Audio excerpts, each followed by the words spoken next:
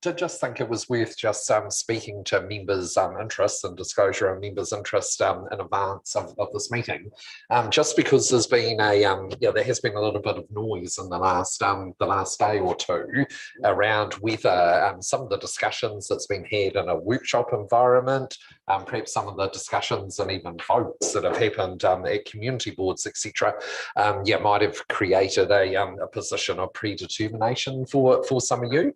So so look, we did decide to check in with a legal advisor yesterday. It was actually very quick check in with the legal advisor, and you've seen what that legal advisor has said. So she is very clearly indicating that as long as you as elected members have an open mind today in regard to the report that's in front of you, and in regard to any discussion and debate on the matter, as I'm sure there will be, that you're not seen as compromised. So so look, I just thought that was important to know. The key, as it always is, actually, there is nothing different about this matter as there is about any other matter. The important thing is that when you come to the table, that you you can come with an open mind.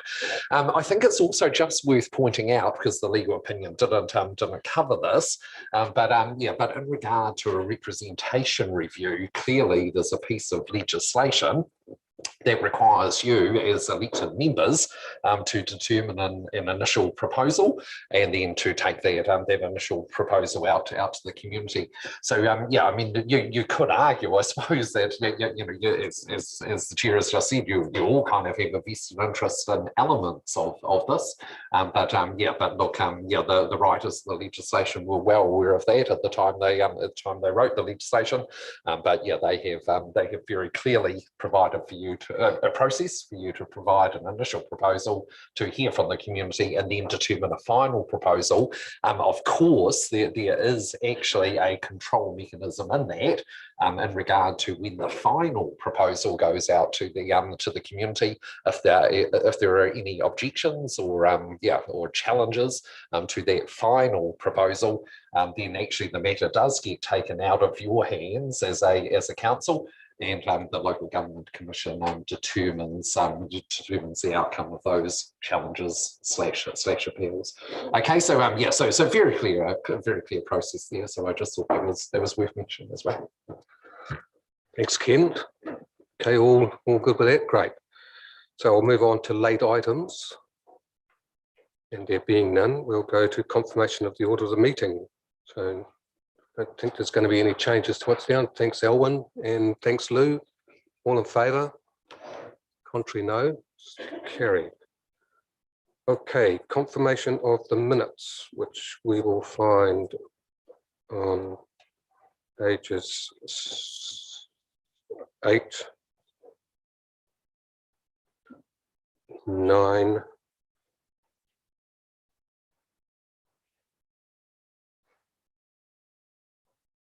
10, 11,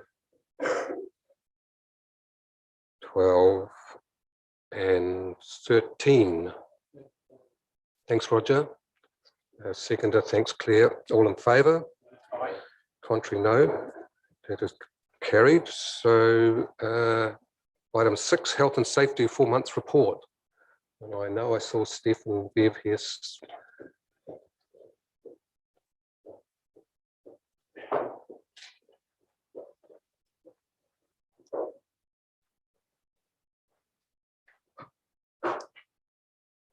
Welcome, ladies. The floor is yours. Thank you. Always lovely to see you lot. Now, I understand you have a large agenda in front of you, so I will take this report as being read and answer any questions that you have for us. Claire. Great report. Looks wonderful. I think you guys are doing a fantastic job, and it's really heartening to see, I think, that sort of rollout of that health and safety practices as an organisational culture thing. Yeah, so congratulations. I had a question about the volunteer management documentation, including guidelines, handbook and registration forms that you obviously, because I'm quite interested in that. Yeah, because I'm hoping that with some of the community projects that I'm involved in, like, for instance, the Pirongia Cycleway, where there's some of the community people would like to do some volunteer work, that they might be able to actually make use of that sort of as a way of managing their volunteer stuff? Do you think possibly? Yeah, possibly. I'm quite happy to share those documents to see if it actually suits the role what you're doing with your volunteers. You know, you might as well utilise what's there, but I'm happy to share that with you. And you can take whatever you leave from that for your volunteers as well. Yeah, cool. Thank you. And then just another question on the, I've got it under the H&S due diligence plan monitoring right at the bottom. It's just got verify resources and processes are in place and are being used. And you said that there's regular reporting to executive and finance. Yeah. So does that give you, I'm not sure if that gives us assurance that staff, you know, are actually, and contractors are actually making use of it as much as you'd like them to, or you think they could be, you know, like, are you happy with the level of use that you're seeing and the reporting of it and that sort of thing? I'm not quite sure what you're saying about the resources and the processes, following the processes, and using the resources. Yeah, I think they are. There is a regular monitoring program in place as well, so that should give us some assurance that these are being followed. But like any process, it really depends on good faith on both sides as well. Yeah. Lou. Thanks, Steve. I really want to congratulate you on your 5 M's with the Men's Health Month. I thought it was absolutely great. Unfortunately, in a lot of cases, when you get to my age, we get a bit sedentary. We all sit and watch our computers too long. And I just thought that was a brilliant activity. Well done and well thought out. Well done. Thank you. Thanks, Lou. Yeah, I agree with you 100%. Do we? No more questions? I congratulate you on a great report too, and progressing steadily along the path to better things or really good things. So well done, ladies. Thanks very much. Thank you very much. Thank you. So I have a recommendation on page 14. Thanks, Claire. Thanks, Susan. All in favour? Contrary, no. That's carried. Okay. Item 7, amendments to elected member expense and allowance rules. Joe, great. Oh, Joe. Yes, it is.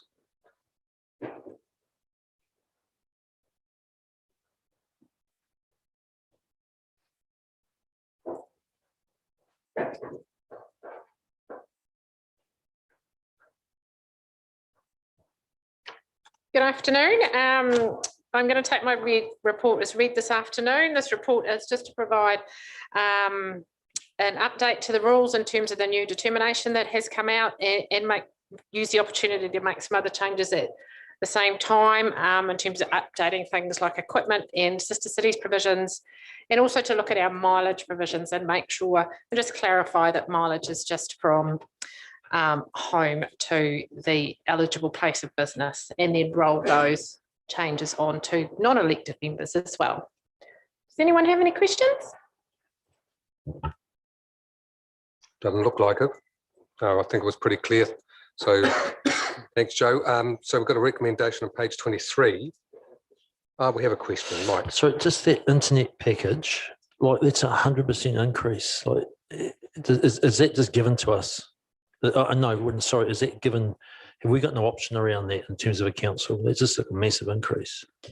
That is a significant increase. We've gone for the higher up with all the allowances that are set out in the determination order. It sets you a maximum level you can go to.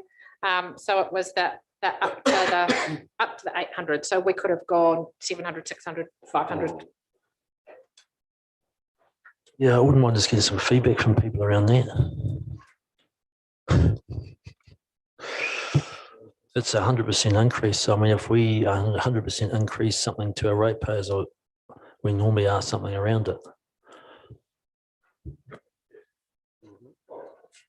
Mr. Chair, look, I couldn't tell you off the top of my head what the package costs, but that it should be just reimbursement for what a reasonable for what it costs. And so I just need to find that out, I suppose. But I just pay the bills. I don't ask questions. Hey, look, yeah, all right then, fair enough. With that, I'm just thinking it probably is, if it was solely for internet at home, it would be obviously over $800. I'll just tell my kids to get off the internet.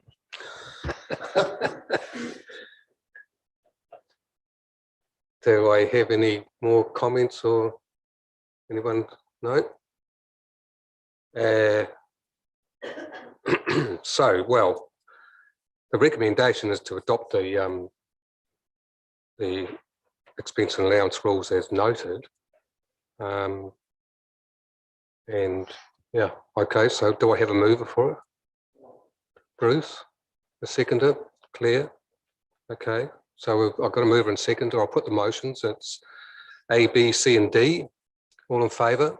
Aye. Contrary? No, that's carried. Thanks, Joe. Okay, item 8. Now, Liz, I'm quite happy for you to stay in the room. I don't think there's any need for you to go out.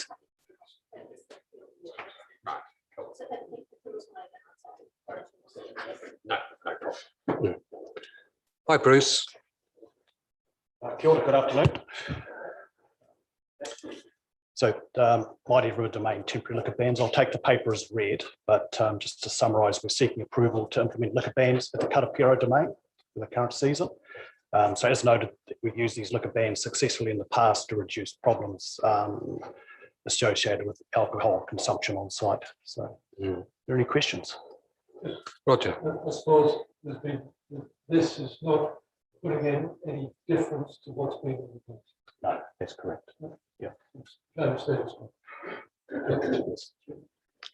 Graham. Yeah, thanks, Bruce. Can I just ask, while the manager of the site is here, is there been any issues outside that has affected what we have done? Have you found a general better behaviour? There's not so much flouting.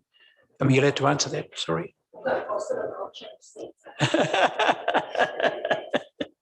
I just don't think it hurts to have a bit of an update. Liz. Yeah, so when we, the reason we introduced the liquor bans in the first place, because we simply had a problem. We had a problem with daytime drinking for a number of our events, but then also in the evenings as well. So some people are there to compete, but there are a number of people who are there to socialise, and often it's a weekend away. So we're trying to manage that balance. A lot of people want to sleep in the campground. And so since we've introduced the liquor bans, there has been a dramatic improvement on, I guess, the issues around alcohol that we had. So we were headed to a pretty dark area, in my view, and at the time, the view of Gordon Grantham, who was our sergeant in town. So together we introduced the liquor bans. I think Gordon came and spoke here around this table at the time. So yeah, I'm really, really happy with where we're at. We continue to make improvements. We need to keep moving with our environment. So there's no real change to the liquor bans this time, but each event we consider based on the merits. So if there's another event that needs to be included or go to a 24-hour liquor ban, yeah, we'll move that direction. But at the moment, I'm pretty happy with where the report's at. Mike, and then Bronwyn. Yeah, through the chair to Liz as well. I'm just thinking of like the recycle bins. When people get it wrong, it gets taken away, and then they can apply to sort of get it back, and they have to sign a condition. At any point, like the Wakarama and what was it, the hot rods, I think it was, hydroplanes, is there any discussion with them down the track whether they feel are up to getting this back in any conditions, or is it sort of okay? I'll just double check. So when you talk about recycle bins, yeah, so what I'm saying is, like the report we had earlier in the day with the contamination, and that it gets taken away, and if you want it back, you've actually got to sign a declaration saying you'll be a good, what is it, not a naughty person? So you're making the comparison. Okay, yeah, so all right. making the comparison. Absolutely. I guess, okay, so when I'm looking at the, if you want to talk to me, I can talk to events specifically. So At the moment, we're still having issues with both events that have a 24-hour ban on them. In fact, with the Waka Ama, you'll notice in the report, we actually have chosen this year not to overnight any guests in the campground, and this will be the first upcoming January that we've ever done that, but based on behaviour of the this previous January where it just was unacceptable what was going on. So yes, would love to be able to reverse and to make some progress to allow a bit more flexibility, but at the moment I think we have to hold the line. Yeah. Thanks for that. Bronwyn. Thank you, Mr. Chair. Just a part-time.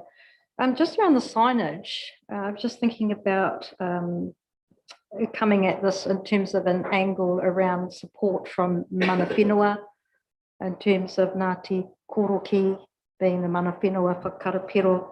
Is there something that we potentially could be missing in terms of galvanising some support from them around some of the signage, in terms of in conjunction with them being the mana whenua, so there's a combined message there.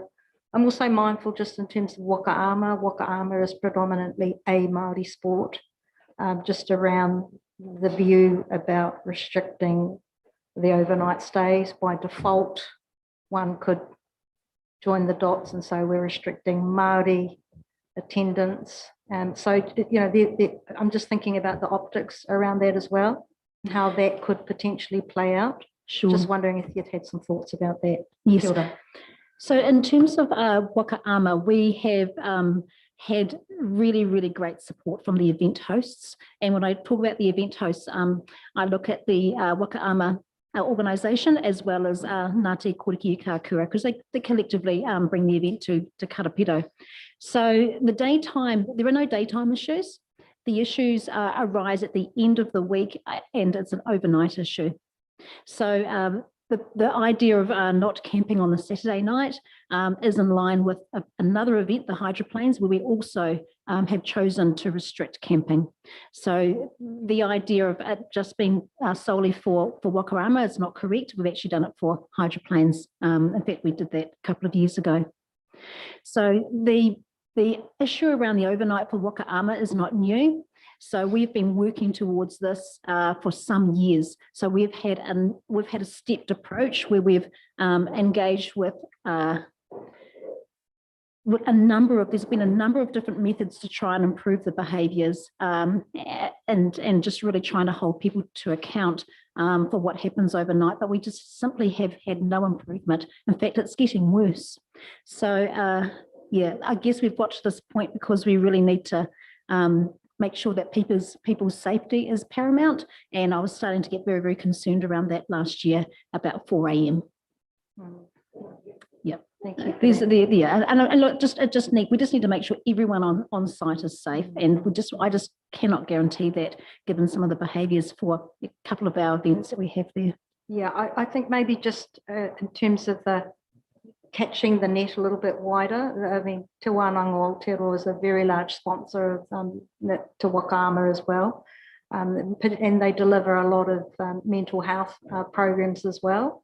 And so I'm just thinking that we could potentially widen that net in terms of the conversation, including not just Ngāti Koroki, but also Te Wānanga Aotearoa as a sponsor.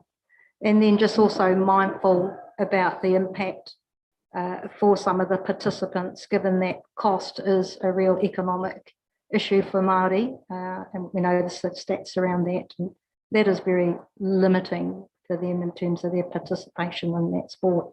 Yes, so I guess the event finishes at midday on the Saturday. It is only the Saturday night that we are not camping. So many people do choose to head home on mid-afternoon on the Saturday. It's only those who are choosing to socialise to a rather great extent that we sort of have the problems with. So majority of people have kind of moved on, but just not all. Liz, do we use Māori wardens out there over Waka Ama? Are they part of it? Yeah, yes, cool. Yes. And again, they're just at their wits' end. So I think we've attended a number of options. We've really tried hard, Mike, over the years to try and try and improve the situation, but we're just not making progress. Okay, yeah, thanks for that. Any other comments or questions? No, yeah, thanks. So recommendation is on page 44. And it's pretty clear there, I think. So do I have a mover? Thanks, Susan. Thanks, Phil, for second. All in favour? Contrary, no, it is carried. Okay. Quarterly services report, don't move. Welcome, John. The quarterly property services report. So I'll take the paper as read. However, I just wanted to highlight a couple of points. Firstly, we've previously reported on the intention to harvest approximately 36 hectares of the Parongia forest in November 2021. However, there was a change in the district plan in 2017, which classified the Parongia Mountain, including our forestry blocks, as outstanding natural features landscape. And as a result, there's now a requirement to obtain a resource consent to undertake that harvesting. So that consent is going to require a landscape plan and some consultation. So the result of that is that there's potentially going to be a delay to that harvesting. So we're not quite sure exactly how long that would be, but there's a potential delay there. Secondly, 25, 30 years, when's that coming? Who's doing that? you did. Like hell I did. 2017. Since when's the forestry block been an outstanding landscape area? I know what this. So the new district plan Oh, designated as such. man alive. Yeah, so it caught us a little bit here. Yeah,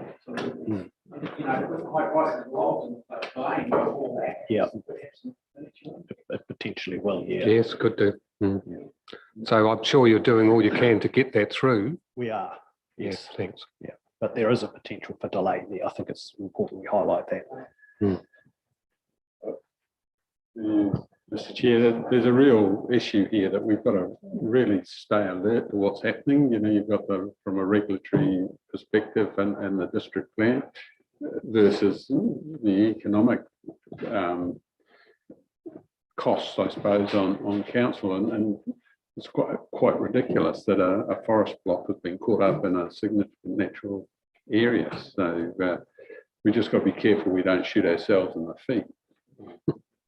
Ask, so would we be requiring to apply 12 months in advance for a resource consent, 6 months in advance? Is there a time frame that we need to be adhering to so that we're ahead of the 8 ball? I think the issue for us is we weren't aware of it as we entered into this, so we're a little bit behind the 8 ball. And part of the process is that we need a landscape plan which identifies sort of the impact of the harvest. It needs to identify what we actually replant with, and it does require some consultation. So there is a process we need to go through before we can submit for a resource consent. And it's that process that we're actually starting now. So we're starting to develop that presentation information and also a communication plan with the community. Thanks for that. Bronwyn, is it? Kia ora, Bruce. So am I, in terms of Pirongia Maunga, that's currently a Y settlement treaty claim? I can't answer that. I know that to be the case. So it's currently under a treaty settlement claim at the moment. The consultation process, will that require, I would imagine, consulting with those treaty men? It will require consultation with dealer groups, the relevant dealer groups. Okay, yeah. okay. And on that basis, are you aware of any concerns? Not at the moment, we're not, but we need to go through that process. Yeah. Okay, sure. Thank you. Clear. Responding to Bronwyn's question, so the group that I chair for Mount Pirongia Te Aroa o Kahu Restoration Society, we've undertaken pest control in that area because the kōkako that we reintroduced are spreading into that area and further south. Yeah, so we kind of have an interest. I mean, not that I declared an interest because, I mean, we've known about the harvesting and that, but just to give you a bit more of a background, like that forestry block is council-owned land, but our group is interested in it because, yeah, we want to do the best for looking after the kōkako. So just a bit of background. Okay. Okay. Yeah, Bruce. Sorry, the only other point was we'd previously advised that we were doing some work to upgrade our pensioner housing units to make sure they complied with the Healthy Homes legislation. So all of that work was completed as planned in June of this year. Great. Mike, did you? Yeah, just a couple of questions. The operating expenditure. So if just the Cambridge Gym and Cambridge Velodrome, is that like staff hold or stuff? What is it? I was not sure what it is. That's the, I believe that's the cost of depreciation that's for the velodrome and the gym, because we made contributions to those. So that's my understanding what they are. Cambridge Gym. That's the one at the school. Oh, high school. The ASB or whatever it's Cambridge High called. School. Oh, I gotcha. Yeah, I understand. Oh, Bruce. Bruce, the Te Amurutu cycleway, any progress in that? There's issues we're not getting very far, and there's people are getting on my back, and much very clear that are saying, well, this is Andrew. Oh, Andrew, that's good. We've got support. Sorry. Yeah. 350 between Naroto Road and Lake Road. I've got a meeting tomorrow with the DeVries, so 350 signed, and I'm hoping that the Groob subdivision has been lodged. So I'm hopeful that within the next couple of weeks we'll have a solution and a route from Naroto Road to Lake Road. I've got some information with regards to the Naroto Farms property. So there's a number of issues on there that we're trying to resolve, not just the cycleway. There's a weir and also unformed road that we're going to close. So there's a bit of a land exchange. So I've got all that planning work together. So I need to meet with the landowners in the next couple of days. So I'm hopeful that the Naroto to the lake is resolved in the next couple of months, so that they can organise this construction period. The only other property is the Venn property that I thought I had a solution, but I need to come up with Plan Z. So yeah, so that's getting from town to Naroto Road. It's still an issue. You've got the just the Venn property, yeah. Yeah. So all the others are done.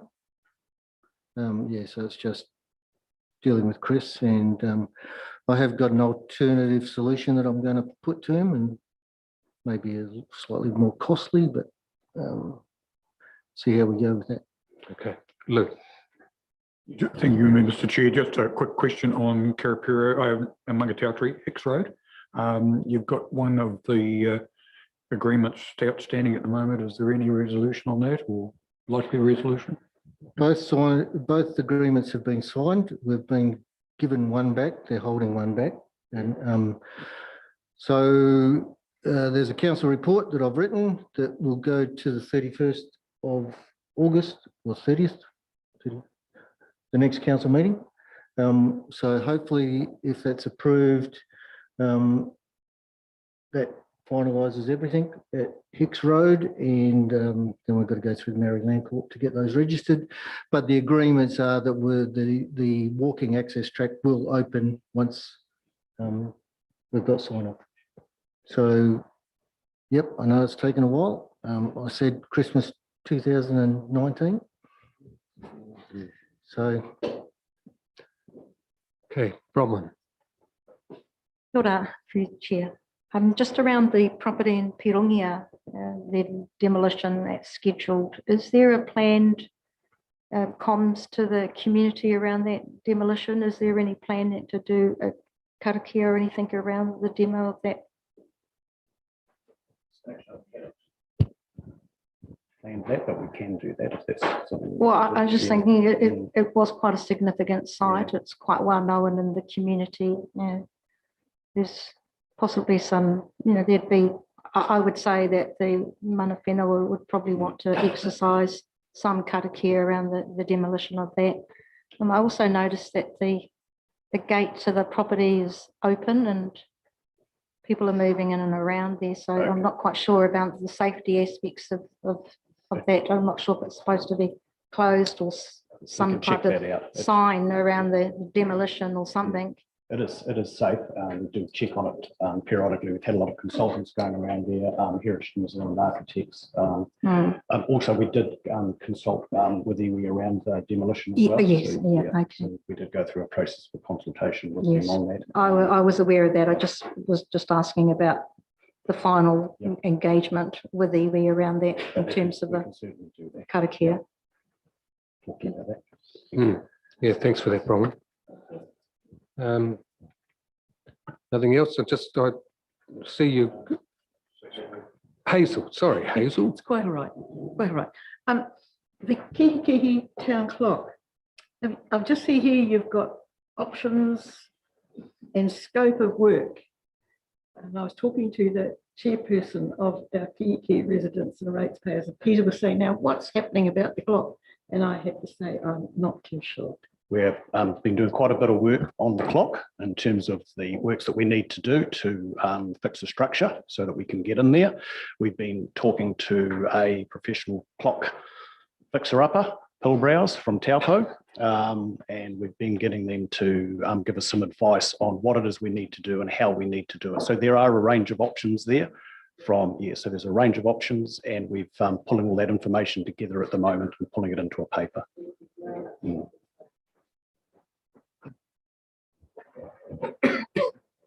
Alrighty, well, I'm pleased to see you guys have managed to get started on the property strategy. Not sure when you fit that in, but well done. It will certainly be a big help to you. I'm hoping to bring that to the August. This is the August meeting. Council. Oh, good. No, that's great. Congratulations.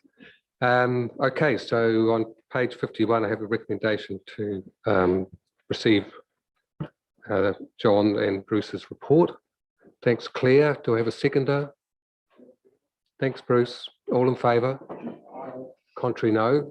It's carried. Excellent. All right. Tab 10, Representation Review 2021. Adoption of initial proposal. So I'll introduce them. Yeah. Yeah, so look through the chair. So look, this matter appears to have picked up a little bit of controversy along the way. So I just thought before handing over to the team to work you through the report, I'll just make a few initial comments. Okay, so if you could just bear with me on that. So firstly, I just wanted to say, look, there was a bit of media around this last week, late last week, and particularly focusing on the future of community boards, and that council was possibly taking quite a secretive approach to this matter. So yeah, look, I just wanted to say I actually think that was quite unfortunate. Some of that media, I think that potentially has misrepresented the situation to the public, because quite clearly there was never intention for this to be a secretive process.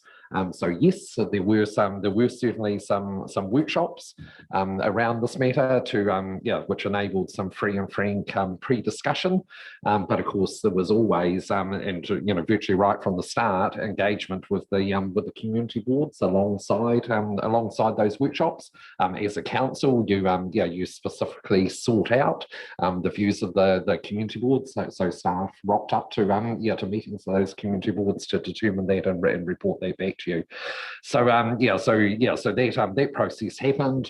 There's quite a large report on the agenda today. Obviously, it is a public agenda. That report is in the public and always was intended to be. Obviously there will be discussion and debate today, which is a public meeting, a meeting that's being live streamed, obviously. So and actually from today, whatever decision is made today has to go through a 1-month public consultation process. That's a legislative requirement. So I guess I just want to make the point that there was never intended to be any secrecy around this. This was always going to be a public process, and indeed it is.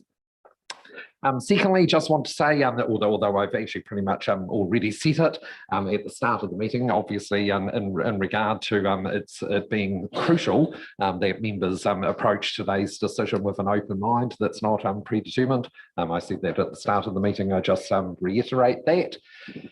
Thirdly, and sorry, there's a few of these things, and if we could just potentially just put a slide on the screen, the team will work you through these things as they come up. But yeah, look, I just wanted to just point out, because when we do come to the community board thing, and of course that's only a part of this representation review. Let's be really clear about that. Yeah, I think in a workshop last week, the last time we engaged with you on this last Tuesday, we kind of ruled out the picture on the right hand side of that screen, or the screen behind me, the status quo equivalent. So you'll recall we talked at reasonable length about the left hand image, which of course enables you to have an a community board with urban and rural representation, to have the two community boards, one on each side of the district, and covering the whole district. So the one on the left will be very familiar to you. The one on the right, we kind of pretty much outruled, because we at the time last week we didn't actually think it was possible to have one, and we're looking really at the western side of the district, the green at the bottom there. We didn't think it was possible to sort of have a status quo equivalent, which had Te Amutu Kiki urban representation, and then just representation around what was the old Kakapuku ward. But now you can see a map on the screen in front of you, and of course you can read about in your report on the agenda today that actually is a possibility. So like I say, we've kind of called that the status quo equivalent. Yeah, that is an option that is available to you, and in fact that may possibly be a very valid prospect if you decide that you want to retain community boards. So I did just want to point that out to you. Fourthly, in the you may have noticed that in the exec summary in the body of the report, that there is a context paragraph in there. And I guess what that context paragraph is doing, it is expressing the view of officers that that this opportunity, this initial proposal, provides a great opportunity to test a governance structure with the community that does not include community boards. Clearly, that's a decision of council as to whether it does include community boards and doesn't. It does convey the officer's view that there is an opportunity to approach the coming reforms in local government with a different and possibly a better model of engaging with localised communities. I will leave the comment at that at this stage. And then lastly, just wanted to highlight as well that there are a number of areas where the initial proposal that was presented in the recommendations to today's report, there's a number of areas there where it could have been better described. So I think we need to work through the discussion today. We need to determine where you want the initial proposal to land. Just bear in mind that when we do come to put a recommendation to you, or to put a resolution, that there will just be some suggested amendments, and Joe will have those up on the screen at the appropriate time. Okay, so that was the introduction. So I'll leave it to Joe and Graham to lead you through the report.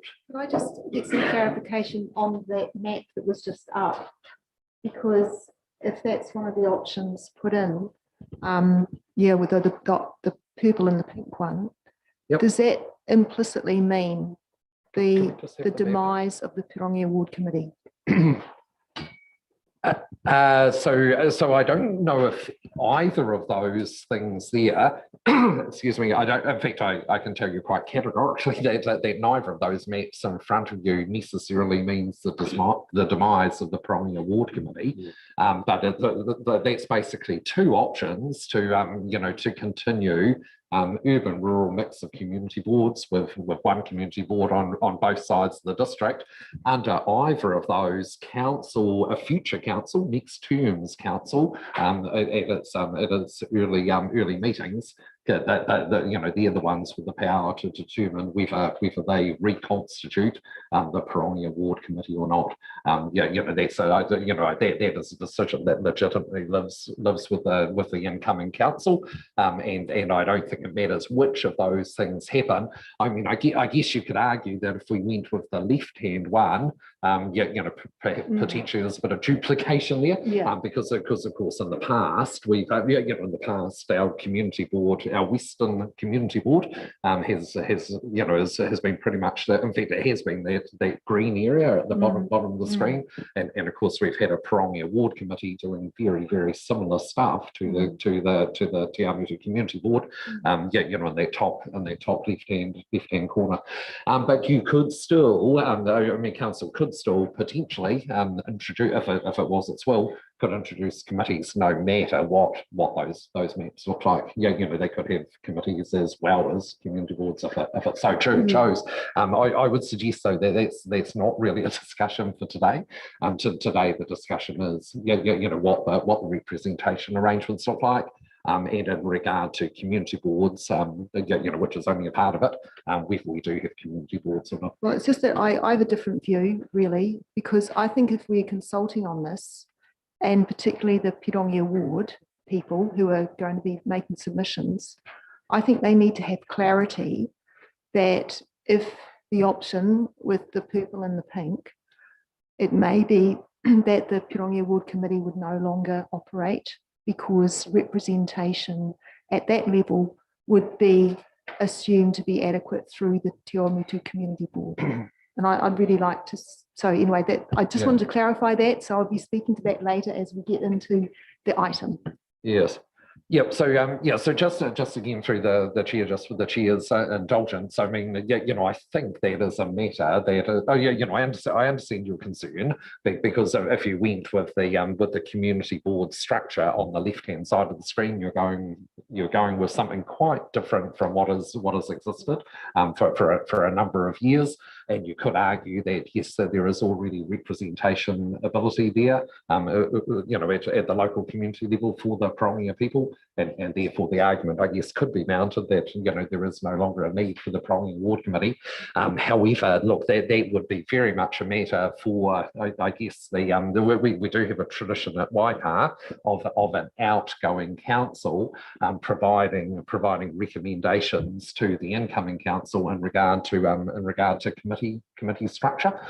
Yeah, you know, I don't imagine that will be any different coming out of this term going into the next, but it would be a matter that you as outgoing elected members could provide some recommendation through to the incoming council, and really it's up to the incoming council as to what committees they put in place. Just in a moment, Roger. I just want to, you know, from where I'm sitting, either of those options still allows the Parongia board to exist, and no different to the Kihi ratepayers, just you know, group, to be fair. So it is. I'll be asking for it to be extremely clear in the consultation document about that. Yeah. Okay, cool. Thank you. Roger. Yeah, thank you. Through you, Mr. Chair. And a question to Graham, because if I reflect back on the workshop that we had, I think it was myself that specifically asked whether the status quo was possible, but the answer that we got that on a population representational basis, it was deemed as not being possible, because I just felt that then there was a lobby that was for the continuation of the existing, the status quo. So what has changed from that time to now make it possible? Okay, thank you, Councillor, and through the chair. Immediately after the workshop, was it last week? I've lost track of the time. I actually spoke to the Local Government Commission, and I asked questions around that option as to whether, one, we could split a proposed ward, which is what we've got there between the green and the white. And they eventually came back to me and said, yes, you can.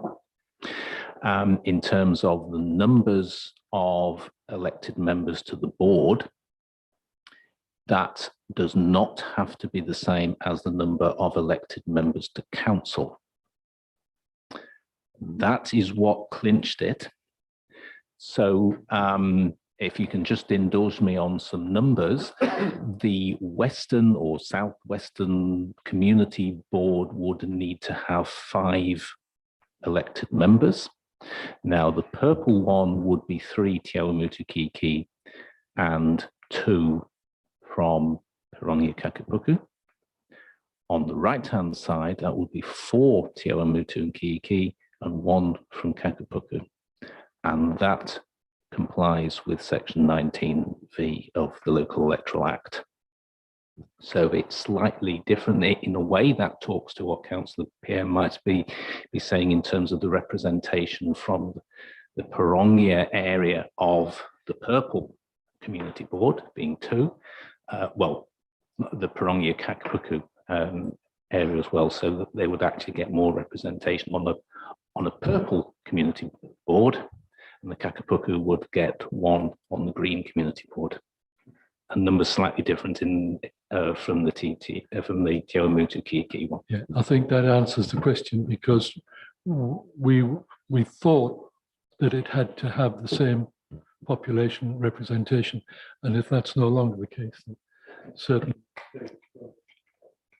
certainly thought that, and I gave the Local Government Commission a bit of a run around to find the answer, but they came up with it. Okay, good. I think it's clarified that. Point of clarification, are we now discussing the option of committee against community board, or are we acknowledging that the wish was for the community board to be the structures? Well, that's up to whoever wants to raise the matter, but the recommendation, which runs over 5 pages, at the moment is recommending community boards as the diagram on the left is being pictured. But our debate now, whether it goes left or right, not whether it goes back to the. Well, it can be. I look to be clear through the chair. I think actually when the team, my suggestion to the chair is that the team will work through all of the initial proposal recommendation in a logical, clear manner. When we come to community boards, yes, I mean these are live options, but also there are a couple of other options in the paper as well that just need looking at and determining. And in fact, one of those options would be to have no community boards.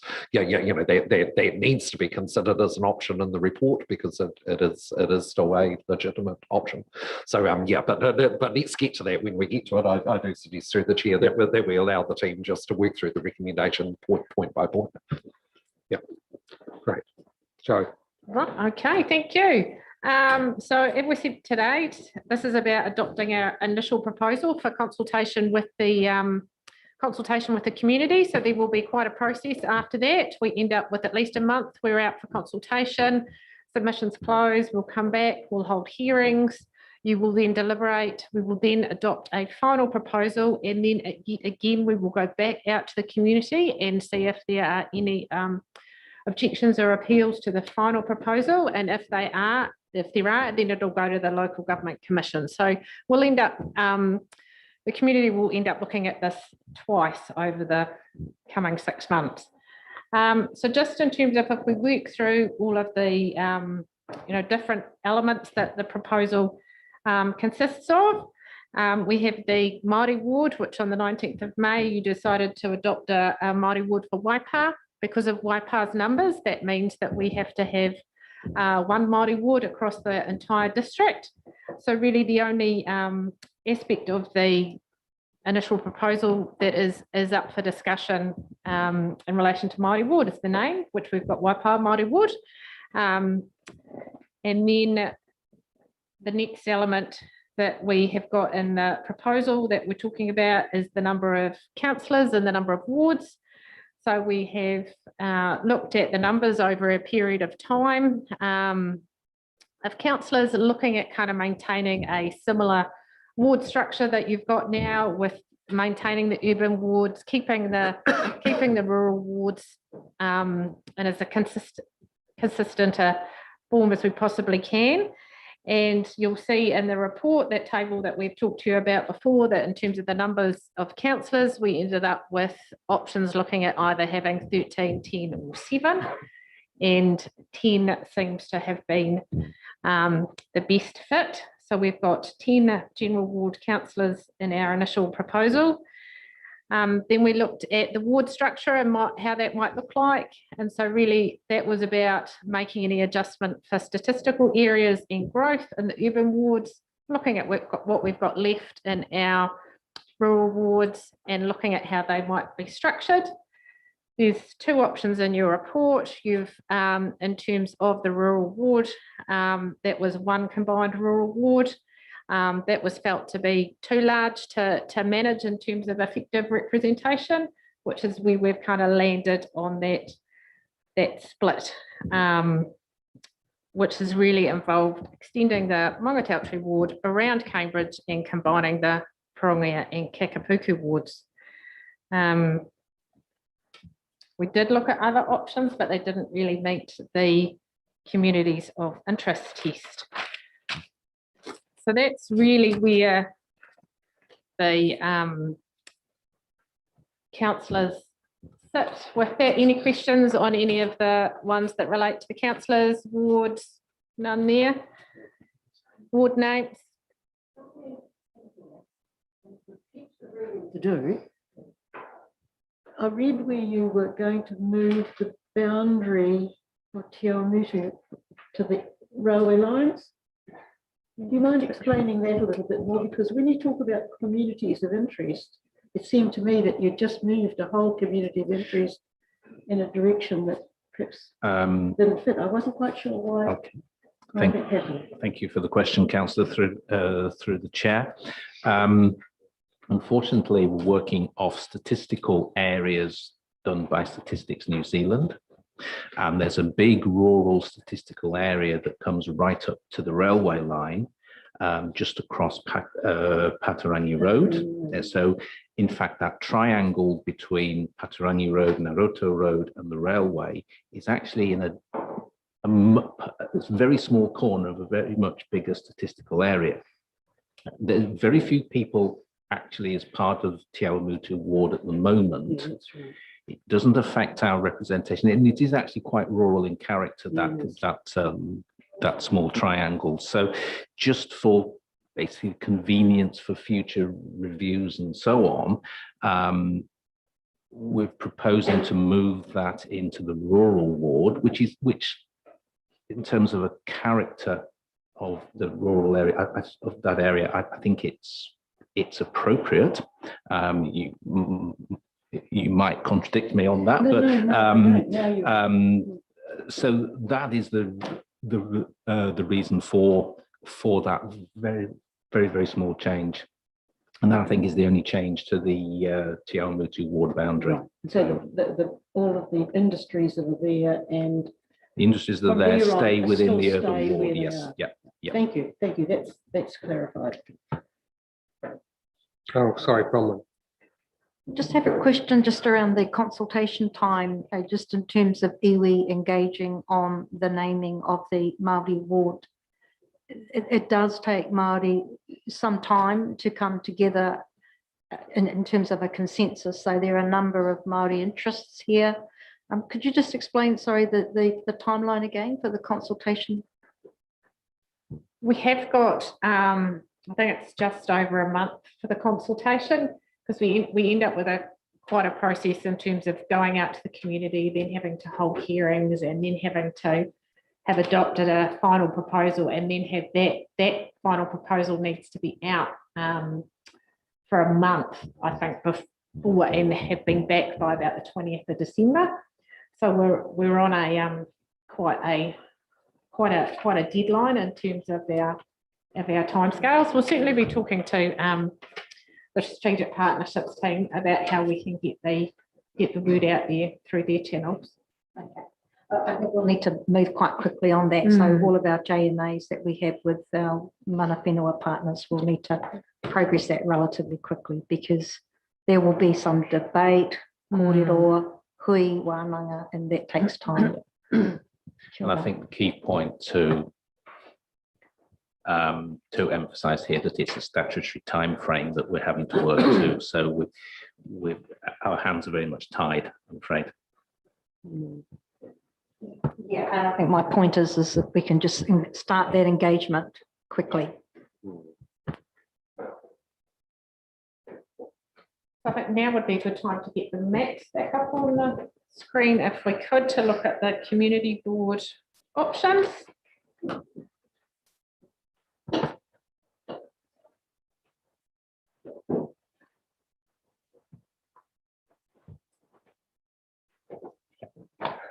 So as part of this process, what we're looking at is elected member representation. So it is about, do we have boards? If we do have boards, what do they look like? What is the best fit for our district? So you will see in the initial proposal and the recommendation, what you do have is the one on the left-hand side, the purple and red one. So that's community boards covering the whole district. So they're both urban and rural, and we have the Te Amutu one covering the Parongia community, to this other option that we just talked about before that has got Cambridge is still the same, but in terms of that Te Amutu and Kiki board, that would no longer include the Parongia community, because we've been able to do that by adding that extra elected member into the urban to make those numbers work. So just really interested in what people's thoughts are in terms of board options. Can you just run by the numbers again of each of the elected members in each of the options, just because I didn't quite catch them, but as between the two? Okay. Sorry. Yeah. Okay, so just for clarification, the Cambridge Mangatautari Community Board is 4 in the urban subdivision ward and 1 for Mangatautari. So that's going to be the same whichever option. Okay, so for the councillors on that side, those numbers over there. So for the purple community board, in order for that fair representation formula, the numbers to work within that plus and minus 10%. For the deep purple, you would have 2 community board elected members, and for the light purple, which is the urban, you would have 3. So that's 2 and 3. For the green, for the deeper green, you would have 1, and for the lighter green, you would have 4.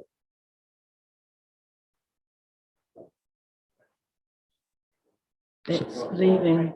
So whichever way you do it, there were 5 elected members. It's just the distribution between urban and rural is slightly different, because you've got more of a rural population on the purple than on the green, and that's why the balance is different. Ken, just got a comment and then clear.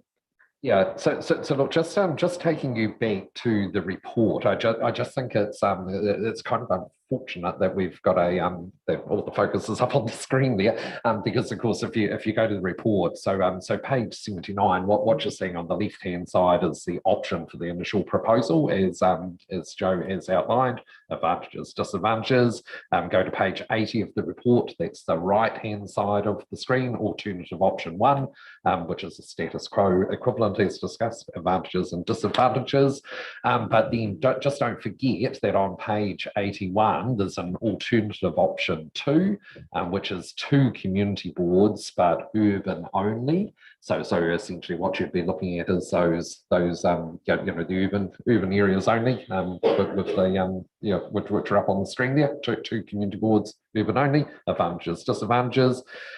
Then alternative option 3, which essentially is 4 community boards, so a community board for each ward. So you'd have 2 urban community boards and 2 rural community boards. That is indicated there on page 81. On page 82, another option available to you, we've labelled it alternative option 4, is that we have just 1 community board, and that would just be the rural areas. Okay, so leaving out those 2 urban wards and just covering the entire rural part of the district. And then on page 83, the last of the alternative options, or the last one listed, is that we have no community boards at all, and we talk about the advantages and disadvantages here. So yeah, so I just wanted to make it clear that you're not just looking at 2 options in regard to community boards, you're potentially looking at 6 options in regard to those community boards. Okay, thanks, Ken.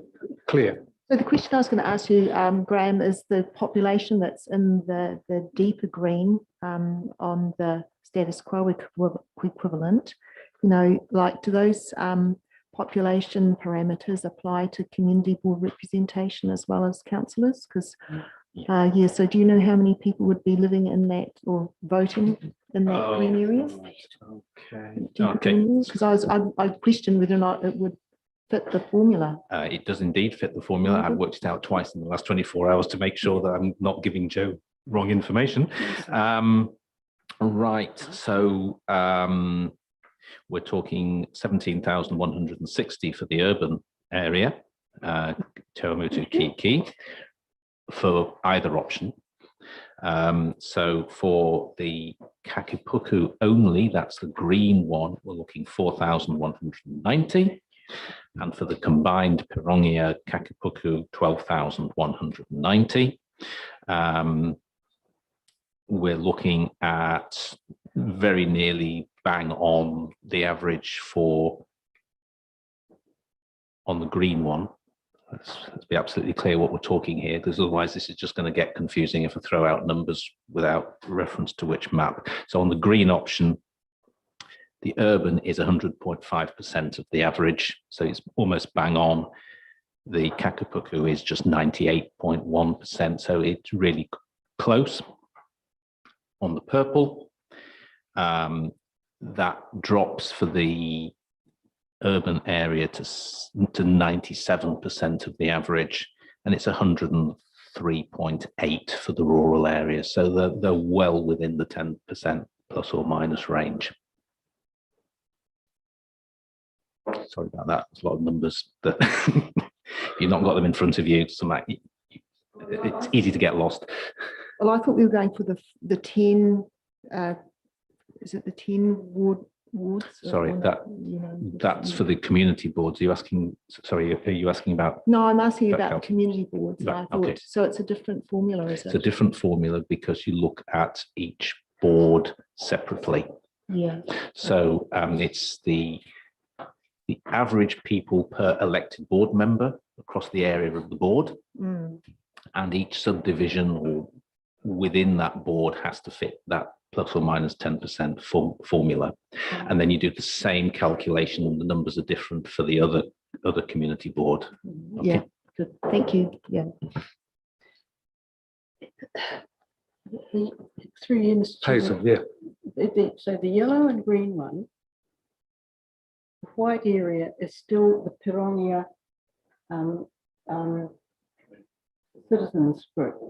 Do they? Pirongia Ward Committee, yeah. Sorry, could you tell me so that I Sorry. just. Okay. On the right, we have the green area is exactly the area of the current Te Awamutu Community Board. The yellow area is the Cambridge Community Board, plus that Kaipaki area that we're moving across into the Mangatotari ward. The white area is what's left of the current Pirongia ward. It is currently served by the Pirongia Ward Committee. Pirongia Ward. Yeah. Yeah. That's the one I like. And that's why it's not coloured, because it's not a community board. I guess. Yes.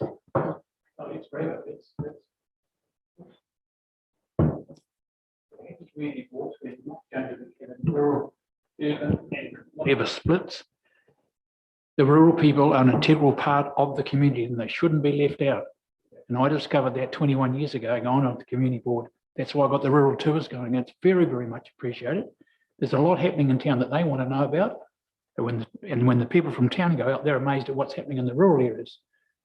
And I think with everything being shoveled down to Wellington and the centrality that's going on, and as we grow, these are going to be absolutely vital in our community for that first-hand communication and what's going on. And I do honestly feel very, very strongly about what we're doing for the future. So Graham, just to be clear, get to your moment, Roger, you're advocating for the purple and red. No. Okay, right, just wanted to be clear on that. Yeah.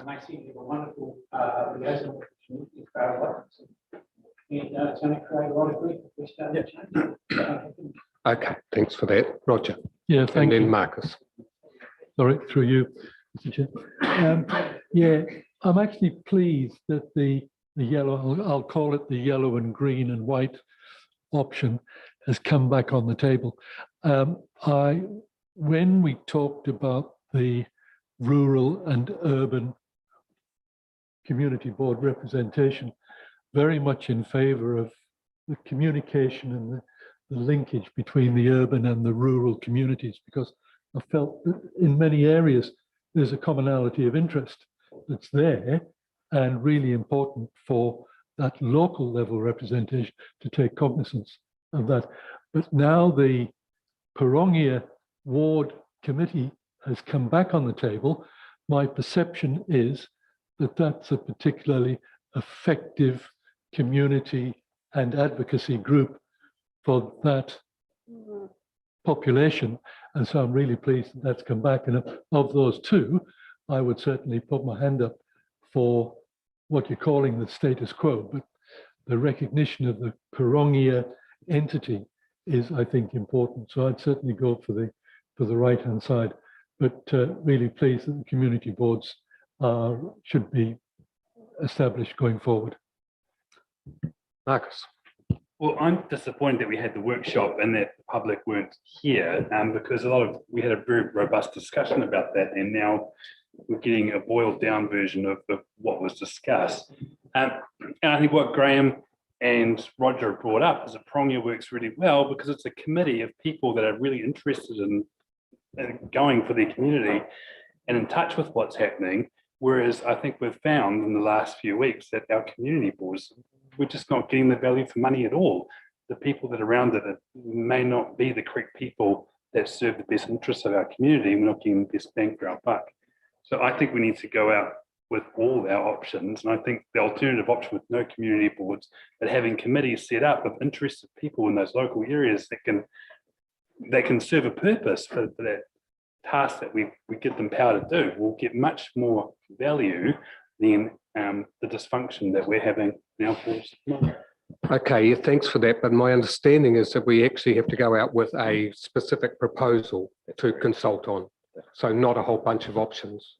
We do. It's certainly what we can do when we have our website. We can, and other councils do it, include their report on the website and a link. So then other people can, when they're looking at what has been discussed, they can look at the full ambit of options in the report. So you make it easy for people to look at the background material.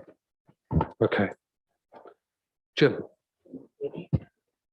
Mr. Chair, I just wonder whether we're, I was going to say, confusing the issue with this talk about committees, because we're talking about basically a statutory review that we have to do every 6 years, but we can do it more frequently. But once we establish community boards, then they're separately elected representatives, so they've got their own the right to be there. In effect, the Parongia Ward Committee or any other committees that we set up are there effectively at the whim of the council and can be changed from 1 month to the next. So I'm just wondering, in terms of actually, if we're going to go out and say we want, or we're recommending community boards, then everybody should be actually covered by that by a community board, then they've got that, if you like, statutory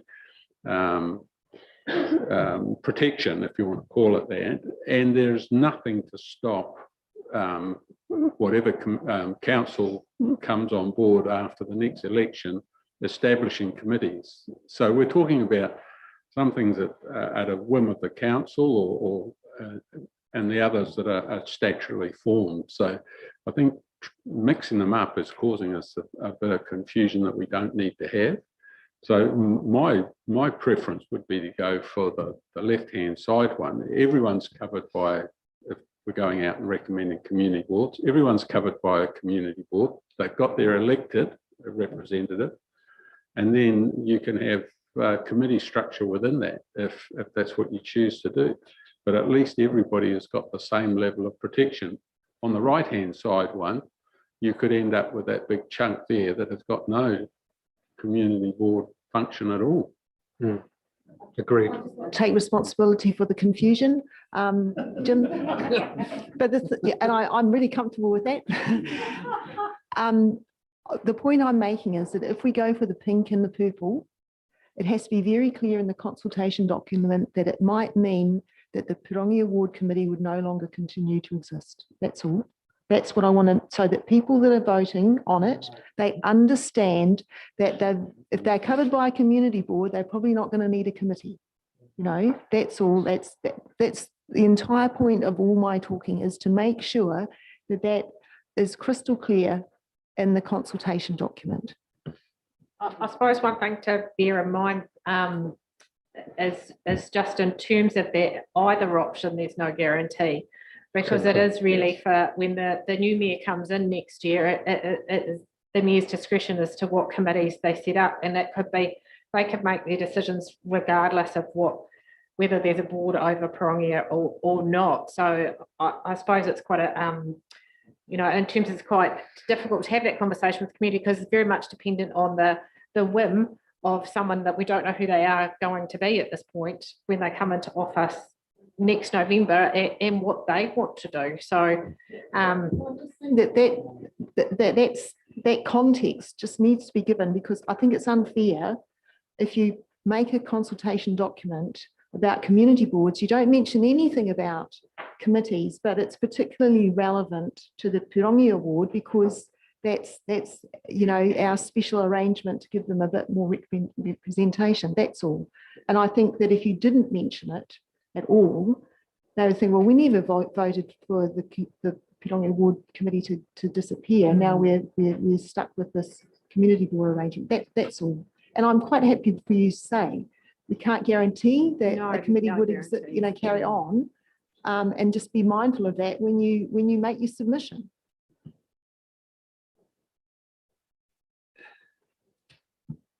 Yeah, I'm kind of not quite getting your distinction clear, because just because we put in the proposal the left-hand option, there's no more or less likelihood that we wouldn't need a Pirongia Ward Committee. And that ward would actually have representation on, you know, the Te Awamutu Community Board. Yeah, so as we have the Kihi Ratepayers Association, we could just continue with the Pirongia Ward Committee the same. From the Pirongia Ward people's point of view, it's quite a major change, that's all. I think they've considered being part of Te Awamutu Community Board in the past and they haven't liked it. That's all. So I'm aware of that. And so I just want, you know, the document to make it clear that if they vote for that option, we can't say whether or not the Pirongia Ward Committee would continue or not. I mean, I personally, I think it'd be unlikely, because if you've got 2 reps from the Pirongia Kakapuku Ward are going to be on the Te Awamutu Community Board on that side, well, why would you have a committee as well? That's all. Mike. Right, just off the back of that, exactly what Claire said, that 2 councillors on the community board in Te Awamutu from Kakapuku and Pirongia. Yeah, I'd like that up for discussion because, and I mentioned it the other day, that I cannot see the point of subjecting any individual, either now or in the future, to be put on a board that they don't want to be on. That seems ludicrous to me. And that we have got the option, or I'm not sure it's the mayor or us or whoever, has got the option of whether we have any councillors on that community board. They are selected, they're not elected. And so I'd much rather have the option of one or more councillors from the rural area on this side of a district being appointed to the community board over this side. I just think it gives flexibility. You don't have to have equity in terms of the same numbers because there isn't, on one side of a district or the other, but you need to have the people there that actually believe in the committee that you're on. Yeah, Joe, you've got a Yeah, comment on that? We do have to be specific, but you don't actually have to have them on community boards. But the place to decide whether you want them on community boards as part of the representation review, it's not for the incoming council when they do that appointment. The incoming council has to comply with what the representation review says, which is either no councillors or one councillor from here and two councillors from here, or so now is the time to have that discussion and make any changes that you would want to. So you can't have a 1 to 2. It has to be a specific number. No, because what they're looking for in this representation review is certainty, where they come from, how many they are. Yeah. Through the chair, so could you have 2 councillors from each side, but only one councillor would need to be at the meeting, but there was a ruling that they both had to do. There's 10 meetings a year, isn't there? So they both did 5 each, sort of thing. No, they just apologise. They just alternate their apologies. You can't. If you're a member, you've got to be there to be counted for a quorum. Yeah.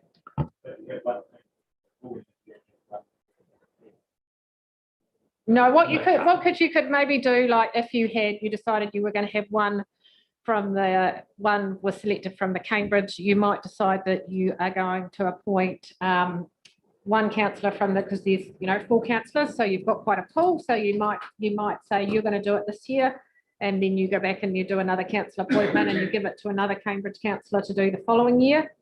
So you could potentially you couldn't have it like now. You've got Elvin and Graham, and they had there was an agreement that they did 1 each alternate meetings or anything. No, because Ellen comes from one. She's got no choice. But in terms of the Cambridge ward, you could have had Councillor Webber doing it for half of the term, and then you could have decided that you were going to give it to another councillor to do, and we would just come back and do another councillor appointment back at council. So that is a way that you could share the load a bit.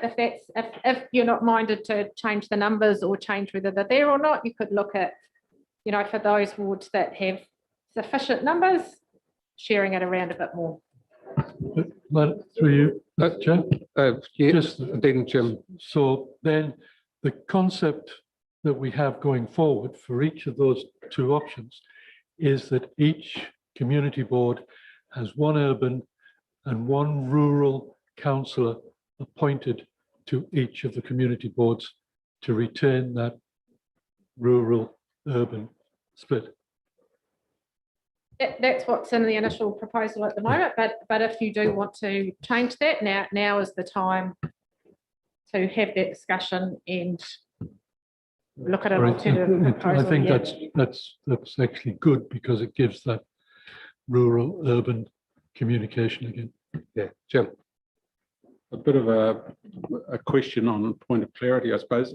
But again, the community boards, I was going to say, are being imposed upon. They are a separate legal body that I've already stated, and yet council, in its wisdom, ever since 1989, has decided that there will be appointments onto those boards. It's not necessary to have those appointments. But the question I've got is, has the board the ability to co-opt people? No, No, unfortunately not. They can co-opt to their subcommittee level, but they can't co-op to their board level, which is, you know, in Cambridge, we had quite a lot of co-ops onto their committee level previously. So yeah, But only at that I level, was thinking it should go the other way. The board should be able to say, we're short of representation from the rural area, we want to co-op, rather than the council imposing two representatives onto a separately elected board. like a hybrid, like a hybrid committee. Yes, great. Hazel. My question was really looking at it. Why do we even have the councillors on the community board? I don't think they're needed there at all. I think that the community board should have a system whereby they can report. We should be putting something in to close the gap between the community and the councillors. We should be hearing from our community board chairperson here, right in here, talking to us, because the way it is now, it's up to the councillors that actually go to the meeting, just whether it's worthwhile or not, passing on any information. I think you, and I also think it takes away, some other aspects of the community, the usefulness of the community board, and so I don't think councillors have got any place on it whatsoever. Okay, when you look at the role of the community board, because one of them is to hold the council responsible and accountable, and that I feel that aspect of the community board members is actually squashed a little bit. Thank you, Hazel. Mike. Hazel, if it was just that last point you made, I would totally agree.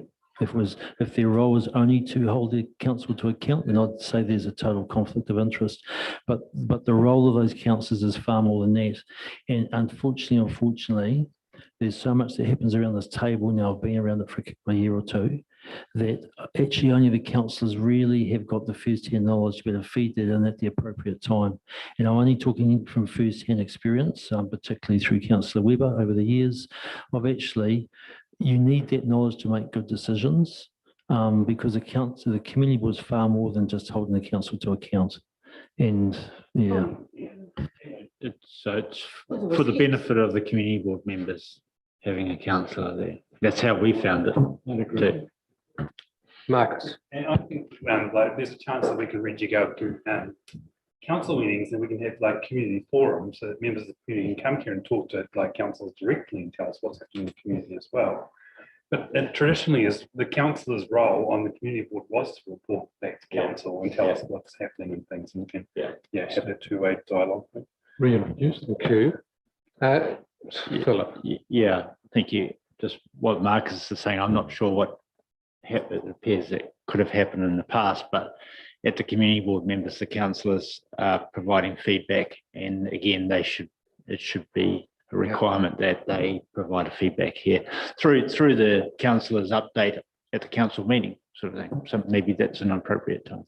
Thank you. Okay. Just very quickly, we've got 4 new community board members on our board, and they're very, very appreciative that the background information that Ellen and I can give, and they've complimented us on that has been great for their building up. The other thing about it is we have a public forum in Cambridge from 6 till 6:30 prior to the meeting, and local people prefer to come in and speak locally. They don't want to travel over to a council meeting here like this. It's too formal. We are gumboots at the door, and we have an open discussion, frank, with very, very little protocol. And when we get that, we get the best buy-in from the people that are submitting, and we get the best results out of it, whether they're wanting funding or whether they're just telling us some ideas that they have. And I think it's absolutely brilliant. So to have that in your local patch is a big thing. And why I started the rural tour is because we found that after a hard day's work, a lot of the rural people weren't bothering to come back into the board. So what we decided to do was to go out to them, and then they can get a handle on what's happening. They know where to treat if they're after a community grant, and a general all-round discussion. It might be roading, it might be whatever it is, but it just getting local is It's all about getting back to that community and making them as part of the community as you possibly can. Yeah. Okay, I think we've had a fair wallop at this, and it seems that we're looking between the two options on the table up there. My sense is that we're getting more uptake on the status quo equivalent, but would you like to do a show of hands between the two options there? Okay, so well, I haven't really heard much argument for any other options at this point. Susan. I mean, I can see the writing of the wall, but I just want to express my disappointment, I guess, that we're likely going to take a path that will likely not invigorate our communities to discuss about whether they feel they're being fairly and effective or meaningfully and efficiently represented at that second level. And I guess I think that's a bit disappointing that we're not going to potentially give them that option, because it seems people are reasonably comfortable with the status quo, but that's the way these things go. So, I mean, I'm disappointed we don't get the opportunity to thrash out with our communities the benefits that could be found potentially in an alternative arrangement such as a committee. Yeah, I understand that. So this might make a bit more sense to me anyway, if we actually knew what the community, the committees were actually going to do and how they were actually going to get there, how they were going to be chosen, and that's what leaves it in a hole for how can you take out something as explicit as that? Yeah, I get what you're saying, and I haven't got an answer for that. I mean, I suppose the difficult thing that you have to remember with committees is that they are very much at the discretion of the incoming mayor. And you know, we're sitting here, we have no idea who that mayor will be next year. And so it becomes kind of all you could do in terms of any conversation would be to say, I'm going to prepare something to put in front of someone that we don't know who they are, and you don't know what their slant is, you don't know what they want for the district. So, you know, there really would be kind of having a discussion with the kind of, you know, no guarantees that it'll get more than a second glance, because we just don't know who that person is. Yeah, so I get that. And going with community boards, we have that certainty. Mike. It sounds like the three waters, Jay. So I guess, but along with that, this whole potential shake-up in local body politics that again we don't know about. Sometimes status quo and being safe is actually the right thing at the right time, and I think, you know, in 3 years down the track this might go differently, but right now with everything that's happening, I think status quo is actually probably just makes sense. And you might get some interesting feedback from the consultation that you do with the community that we certainly wrap up in a paper that comes as a recommendation to the incoming council that then is put in front of the new people sitting around this table next year, and then the new mayor initially for consideration. So, you know, we might be able to get some valuable material that way. I mean, the question for this exercise is boards or no boards, and then whatever, if there is no boards, what would come out of that comes after that question. So whatever we decide to go out with as a proposal, it could be changed. Exactly. Yes. So just Joe, so wildly if we went against the recommendation here and said no community boards, we're going to do away with them. And the overwhelming support that came back from the community was, what are you thinking about? We want the community boards. So we would change our proposition. Would we then be left with going through this debate as to what area the community board covered? And then how do we consult back? Would we have a third round of having to go back out to the community again? Second. A second one, so that what that happens, yeah, you will go out with what you want to go out with, then the community provide their feedback, and then you'll make adjustments. And then effectively, because it goes out for that kind of appeal objections process, they do get a second bite at it. So you get to adjust what you want based on community feedback. And you know, if you did decide to go out with no boards, then you know you could look to set up council committees before the next triennium, you know, it's all kind of. Okay, I thanks think for that. Sorry, Sorry, Graham. but the key thing here to your question, what we're looking for is something to consult on, what model it's going to be to consult on. If the community want to make changes, you can change it. So if you wanted to put the cat among the pigeons and say no boards, you can rein that back and turn that back into whatever board structure you want when it comes to the final proposal. We're not asking for a final decision today. It's just what do we consult with? That's the key thing. Okay. Sorry, one little one. So if we went for the rural and urban one, Prongia could come back and say, no, we actually want it, and you go for the status quo. Absolutely, yeah. And again, you could go out with the board option, and people might say, "Oh, we don't want boards." In which case, you might decide to change your mind again. So it's that final proposal stage when, quite literally, you're putting your final model in place. Liz, that's not this time.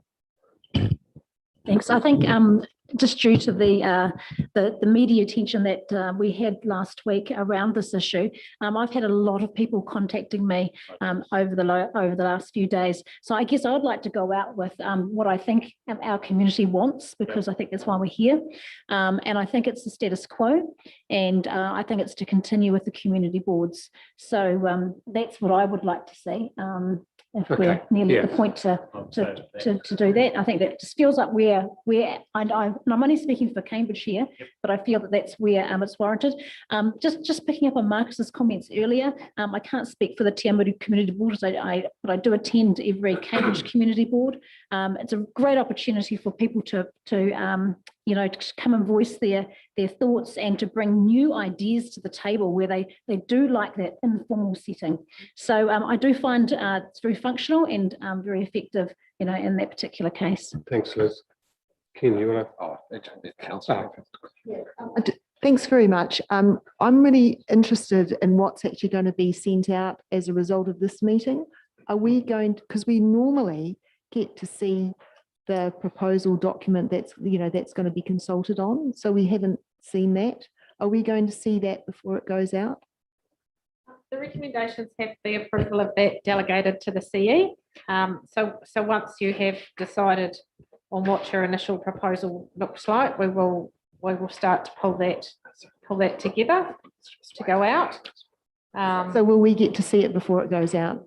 We get to comment on it, because it depends how it's all expressed. I mean, if it's just going to be lifting what's in here and putting it into the right order, or is it going to be completely, I'd like to see what it was going to be that's going to go out. It's particularly about the Pirongia Ward. I think in terms of, we have the initial proposal in the report. Some of that is not what I would call in community friendly language. So they will, and there's lots of material out there on kind of how to have this conversation with your community. I think we're going to have to break it down into easier chunks, because certainly I think when you see the initial proposal advert in the paper, there's not many people that are going to want to read that. It's really prescriptive. It's not very kind of user friendly when you're trying to engage with your community. So we will be looking to have like a statement of proposal, FAQs, a submission form kind of covering the key points, and hoping to kind of pull out that simple language to try and get people interested in the representation proposal, because I think sometimes it can be difficult. I don't know that we had a terribly big uptake last time, but to get people enthusiastic about submitting on something like this, I think we do need to go kind of thinking that you're not going to let us councillors see it before it goes out there, and I'm not really comfortable about that. That's all. Can I just say, I also seeing in that pack too, like it needs to be quite descriptive about what the community board roles are and do, so that the community is aware. Also, how much it costs as well, like how much the meetings cost, like how much does it cost in staff time, or like just general costs to see, so then the community can actually see, are we getting value for money for having community boards? Not just like what they do, but actually what it costs to provide a community board service. I want an undertaking. I want to pull my board together, our board and Cambridge together, and I want to identify all the things that we're involved with, because when people look at a document, they go, What did the community board do? Okay, I want a list of all those salient things that we are involved with to show that they're worth the money. It's a lead in from what Marcus is saying. And they'll probably be stunned at what we actually get involved with and the passion that we go. So I'm looking forward to getting my board to give you something that'll go out that's meaningful to those people that are going to be voting. It applies to the Te Awamutu board as well, that if the community, if some people, if most of the people actually know because they are involved with it, and that the same thing happens, that they list and tell the community exactly where they're on it. Good. Because they're everywhere. Ken, did you have a comment? Yeah, so through the chair, I mean, just listening and obviously to what's being said around the table, well, I suppose a couple of thoughts that are going through my mind. In any sort of communications piece is going to be pretty difficult to, to design by committee, and we are going to have fairly tight timeframes. So, I mean, I should imagine Joe is looking to work with the comms team, and in terms of this, Joe, you did refer to having some FAQs and some other material to go with what is a fairly raw and a document with some complexities in its raw form. So if we can cut the time to actually get a preview of that. Around you as councillors will do that. My only caution there is that there's not going to be a lot of time.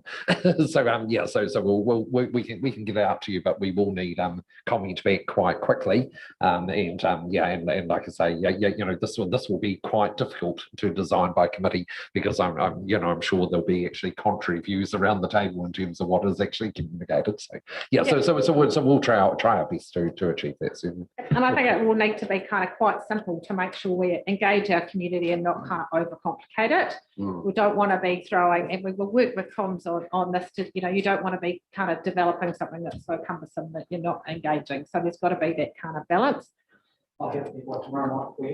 Roger. Yeah, thanks through you, Chair. And just following on from what Marcus said, my perception is that this is a decision based on democracy and representation. And I think when the issue of cost comes into it, when we looked at that last week, I believe that from Ken or whoever, they said that it's unlikely that the decision for community board as against committee would make any difference. There'd still be a cost factor that may be probably quite similar. So it's maybe not a question of cost, it's a question of effective democracy. Thanks, Roger. Mike. A bit of a curveball, but it probably isn't. But we've got the rural and urban, but of course, looking forward to 2022, we also have a Māori councillor. So I'm just wondering, are they just like an urban councillor is appointed if we decide to still go down that track? How does the Māori councillor fit into this? So there's the district. What I mean, They're district ward in terms of the councillor structure, but they don't appear in the community board structure. There's no provision for that currently in the Electoral Act. So it certainly doesn't mean they can't attend the community board meetings. So they can't be appointed under the urban sort of, if they put their hand up, is what I'm saying. No, because we've got them coming from the entire district. Yeah, and they have to come from the area for which the board covers. Yeah. Bronwyn. Yeah. Well, I was actually waiting my turn, so so I suppose I just wanted to have a conversation about the community boards and a view that I think Māori would have around the community boards and also just a sort of a bit of a just in terms of the numbers that we've spoken about in the Māori ward seat. So point to note is there's not all Māori are on the Māori electoral roll, and we know that to be the case. And so there will be the representation in terms of the Māori ward seat, but also there are Māori who are not connected to their iwi and hapu. And so by default, that may then see them interacting in a community sense. But what we know with Māori is that they don't engage in these processes as much as we'd like them to, albeit when the Māori ward seat came out, Māori came out and they engaged. So what I would like going forward is to, off the back of that engagement, continue that engagement with Māori being involved in the politics around local government. And this is another process in which I'd like them to be involved in. And that will see them making some decisions around the status quo and the community boards. And they may not actually even be involved in these community boards. So for me, that's actually not even a representation model. So what I would like to personally see go out is the combination of all of the options as opposed to us determining a specific option. And then that is full engagement and full representation. And then after that, we make some type of assessment when it comes back. The issue with that is that potentially with 4 options, what is the concern that we will get a split? We're going to get potentially might get a split vote. And then we're back in the same position again, where eventually at some stage we'd need to make some type of specific selection. And that may not be a good approach either. The issue will be around trying to wade through all of this information. I'm not keen on the links. It's always good to give a preference, but in this instance, I'm not keen to give a preference. I'm keen to give an open, the options open. And then wait to see what I very much sympathise with that, but I don't think it's possible. Yes, So through the chair, I was just going to say, look, yes, very much hear what you're saying, but that just isn't possible. The legislation does require us to go out with a clearly defined initial proposal, and then hear from the public before shaping up another clearly defined final proposal. There is no option for putting out. No ability to put out options. It's just the barbels of local government. We did because we ended up we started the representation review and we stopped while we did the Māori ward decision. Sometimes, like if you've got a bit of extra time, which we were taken up with that, you can do pre-consultation, which is more kind of open like that, and you can kind of go out and ask those more open-ended questions of the community. But we're now at the point we have to have made this decision on one option by the 31st of August. So it's just a bit unfortunate in terms of timing that we've been able to have that conversation. So through the chair, I mean, assuming that we're coming towards the end of the discussion and debate on this, just suggest to the chair. So look, I mentioned at the start of the meeting that we had identified perhaps some useful clarification amendments to the recommendation that's that was in the report that you're considering, we wanted to anticipate the possibility that the right hand option up on the screen there may have been attractive to you. So what I was going to say is we do actually have two drafted resolutions setting out the initial proposal on either the left or the right hand side of the screen. So I'm just wondering if we're now at the point of the meeting where you tell us which of those you'd prefer to work through, the left or the right, and that could be put up as a recommendation that could be tested in the room this afternoon. So I've taken on board, of course, Susan and Marcus's comments, but I feel they are in a minority in this matter. And so, really, but the sense I'm getting is that the status quo equivalent is more favoured. Okay. Do you want to test that, Andrew? We can put it up on the screen. We can put that up on the screen to test it. Yeah. Sure. So look, can I just suggest we'll actually get the words for that up on the screen? I think it's I think it's really important we've got the words there. So Joe, do you just want to really quickly work us through the words? Okay, if we just work down with there are no changes to the councillor provision. So if you just keep going down. Next page. Keep going. Yep. that's all fine. Keep going. And then if we just stop here, we've just added some changes in here just to make it, just for clarity really, just in terms to make sure we're articulating the creation of the subdivisions. Subdivisions are what we call the different areas for community boards as opposed to wards. So we've got some good descriptions about the wards earlier on in the recommendations. So the provisions changes that you can see on the screen there are about just putting in some words to really clarify the creation of those subdivisions. Joe, Can I?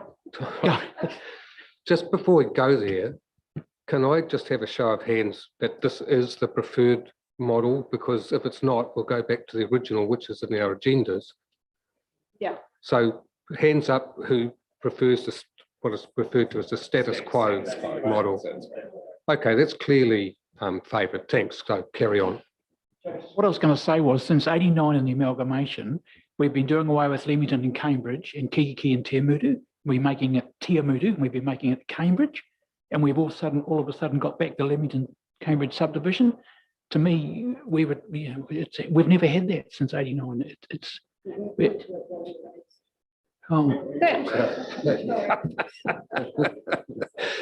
Yeah, continue, please.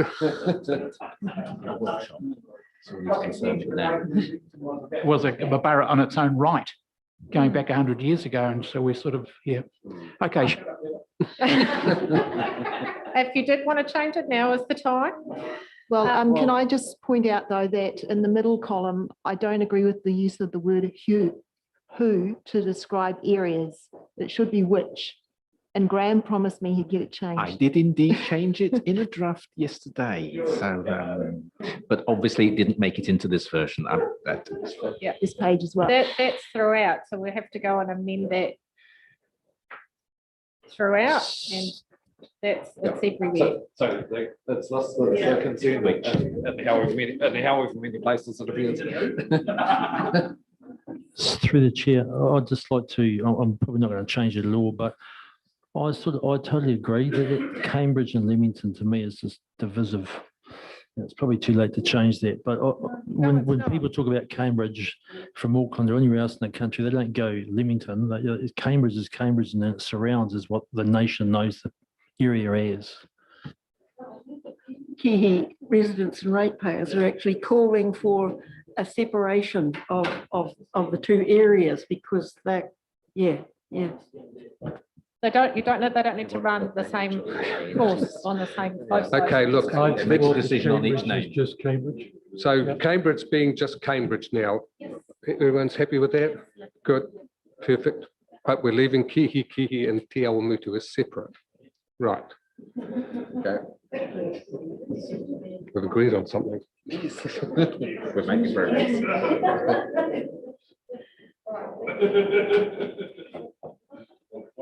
So yeah, just noting these changes. Yeah. No, we're not going there. Right. No. If we keep going down there, Jenny. Yeah. Do you want to come down to this one? Keep going. Keep going. So this is again, we're just changing the stop there. Just changing it to articulate the subdivisions, and then you will see in the top left-hand corner that is no longer the Prongia and Kakapuku, but it is the Kakapuku subdivision with 4 elected members. You could be my pointer, Ken, from Te Mutu, and 1 elected member from the Kakapuku subdivision. Yeah, but that's actually the elected members are actually going to be from the Pirongia and Kakapuku, not just Kakapuku, aren't they? Under this option, this was the status quo. Oh, you're talking about for the board, for the community board. Sorry. The same. So this is just for the boards. Yeah. So just being clear about that, there is no Kakapuku ward for councillors, but there is a Kakapuku ward subdivision. Just a Kakapuku subdivision. Yeah.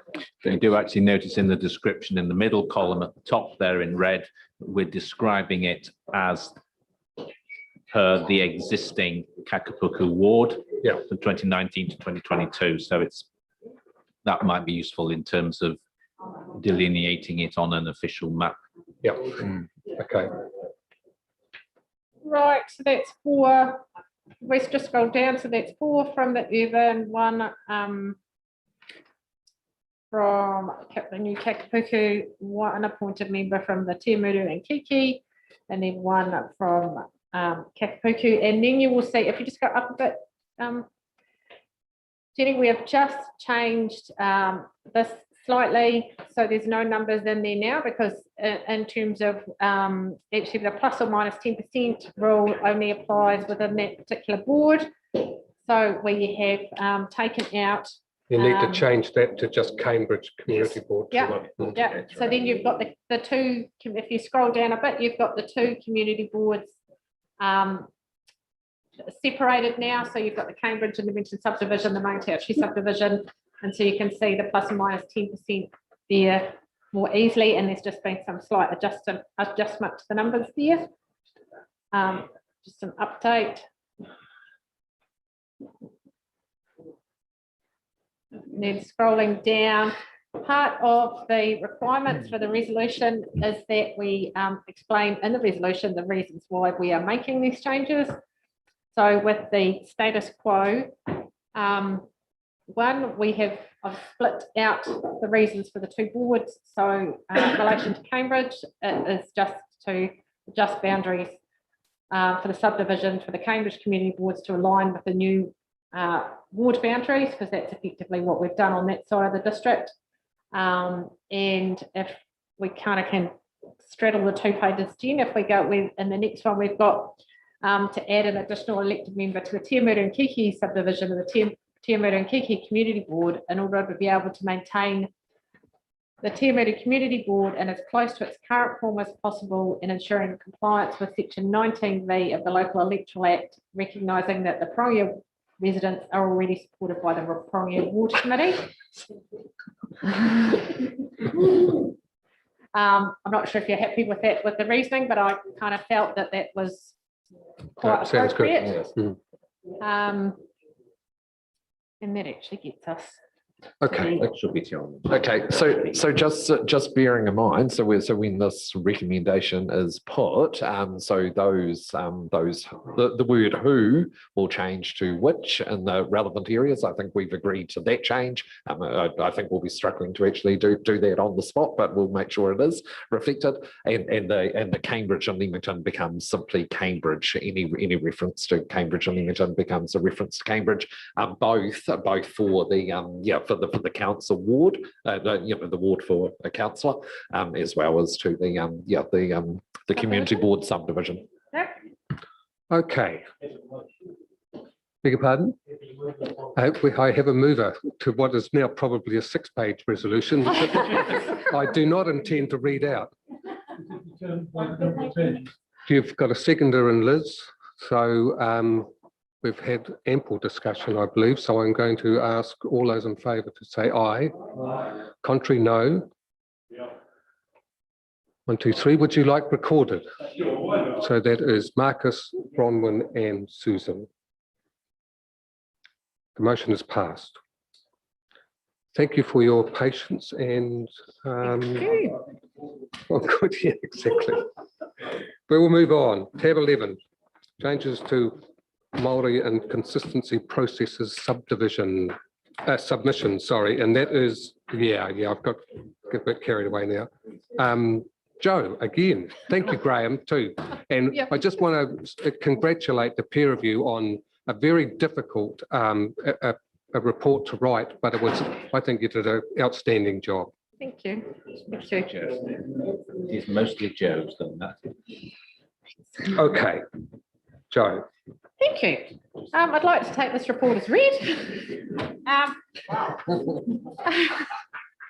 But just to highlight, essentially what we're proposing with this was to bring the Māori ward process in line with the general wards, with the exceptions of the 2 points that I've highlighted in the report, which is to ensure, in respect of the engagement, that in relation to Māori wards, that it also includes targeted consultation with iwi and hapu, and that if we are looking to have appeals to the local government commission, that the local we make sure that the local government commission make sure that they have some appropriate ways of dealing with those Right. appeals. Thanks, Get Joe. some expertise.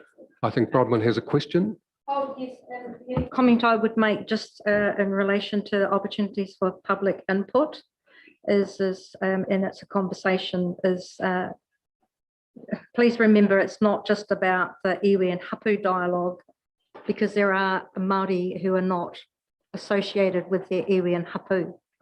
And that's for want of many reasons, you know, lack of engagement, time, unaware of their iwi, and actually don't actually relate or whakapapa to the iwi in the areas that they live in. So they may be of Māori descent, but not related to the iwi and hapu.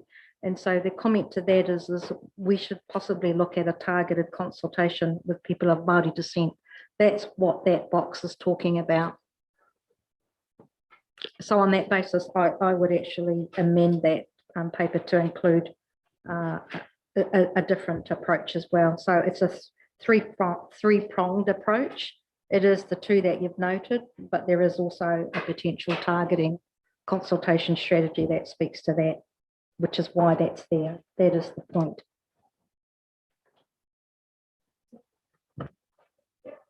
Everyone, no other comments on that? So if I propose that we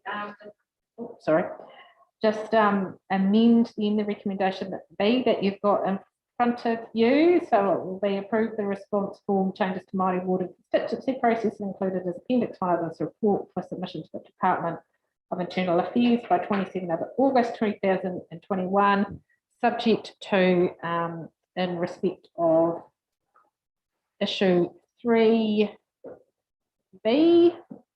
also including support for targeted consultation with people of Māori descent or on the Māori electoral roll. Yep. Thank you, Bronwyn. So would you like to move that recommendation now? Thank you. Seconder, thank you, Claire. I'll put the recommendation. All in favour? Contrary, no. It's carried. Thank you. Okay. We now have a resolution to exclude the public. Thank you, Liz. Thank you, Roger. All in favour?